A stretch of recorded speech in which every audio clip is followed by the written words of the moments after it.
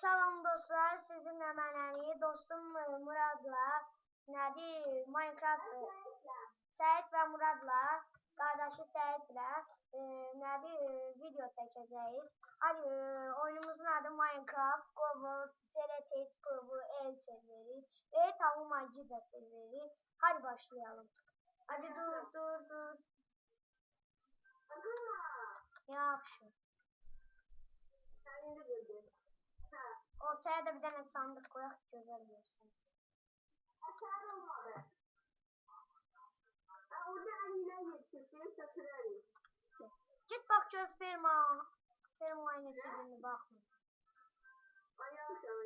Ben girdim ben içerideyim. Olacak oynayalım. Bak oluyor. Çörük değil.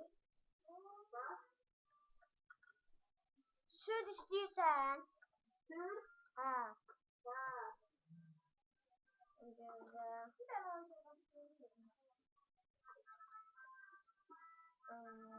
Yemeğler yapıyor burada. Video çekelim.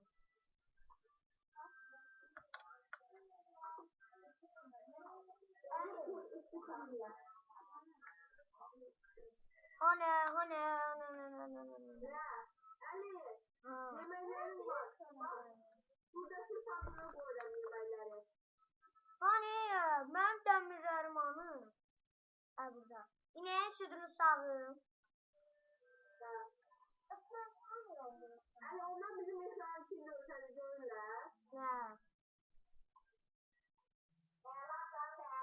Ne kazança güzel. Körmüş şeydi ya o. Kazança.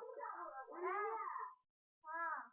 Sen de benim paramı verdin, ben de girdim bir şey oyunda. Parayı bilsən də heç nə götürə bilməzsən. El işqadır para. Para o el işgalı. İşte. Ama ne eliysen ele olsa götüremezsin. Gram varsa. Para o ne eliysen ele gram var. Ölüyen evine girmesin, onu da deneyeyim ben. Giremezsen olan ancak öleceğin için pürütür. Hayda. Ölüyen sen ne oynamışsın? Əl oynayır, əllərlə tutup oynayırlar, mən də oynamıram. Ali'den sonra sen oynuyorsun. Yox. Mən Sen altı ne oynuyorsun? Rüviye altı bazar oynuyor.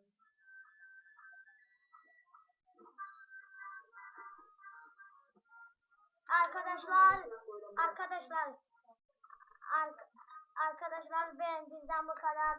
Birinci bölümümüz kurtardı. Ama ikinci bölümümüzde çekeceğiz.